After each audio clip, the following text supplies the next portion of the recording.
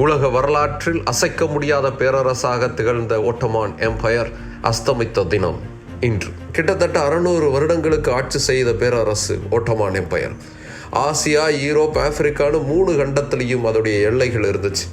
16-17 நூற்றாண்டுகளில் 5.2 million square கிலோமீட்டருங்கிறது அதோடைய எல்லை பரப்பாக இருந்துச்சு. சில்க் ரூட் உட்பட பல ட்ரேட் ரூட்ஸ்லாம் அதோட கட்டுப்பாட்டுக்குள்ளே தான் இருந்துச்சு. பிளாக் சி, ரெட் சி உட்பட மிக முக்கியமான கடல் பிராந்தியங்களும் அதோடைய எல்லைக்குள்ளே தான் இருந்துச்சு. இவ்வளோ பெரிய பேரரசை கட்டி ஆள்வதற்கு அசைக்க முடியாத இராணுவம் இருந்தது. ஓட்டமான் எம்பையரின் இராணுவத்தை பார்த்து அஞ்சு நடுங்கிய ஐரோப்பிய நாடுகள் எத்தனையோ. வானவியல், அறிவியல், இராணுவம்னு எல்லா விதமான டெக்னாலஜிலையும் உச்சத்தில் இருந்தாங்க ஓட்டமான் எம்பையர். ஆனால் அப்படி இருந்த ஓட்டமான் எம்பையர் 20ஆம் நூற்றாண்டில் தன்னுடைய சரிவை நோக்கி நகர ஆரம்பித்தது. முதல் உலகப் போரின் முடிவு அந்த சரிவை முழுமையாக்குச்சு. ஏகப்பட்ட எல்லைகளை இழந்து ஒரு சிறு துண்டு எல்லைக்குட்பட்ட பகுதியாக ஓட்டமான் அரசு உருவாச்சு.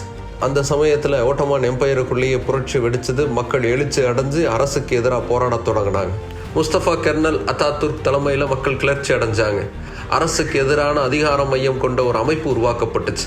அப்படி உருவாக்கப்பட்ட டர்க்கிஷ் கிராண்ட் நேஷனல் அசம்பிளி 1922ஆம் ஆண்டு நவம்பர் மாதம் 1ஆம் தேதி ஓட்டமான் சுல்தானேட் அப்படிங்கிறது இனிமே இருக்காதுன்னு அறிவிச்சாங்க. சுல்தானேட்டே அழிஞ்சதுக்கு அப்புறம் சுல்தானுக்கு என்ன வேலை? அதற்கு பின்னான ஒரு சில நாட்களில் ஓட்டமான் எம்பையருடைய கடைசி சுல்தானான 6வது மெஹமத் தன்னுடைய அரண்மனையிலிருந்து வெளியேறி பிரிட்டிஷ் கப்பல் மூலமாக இஸ்தான்புல்லுக்கு ஓடி ஒளிந்தார்.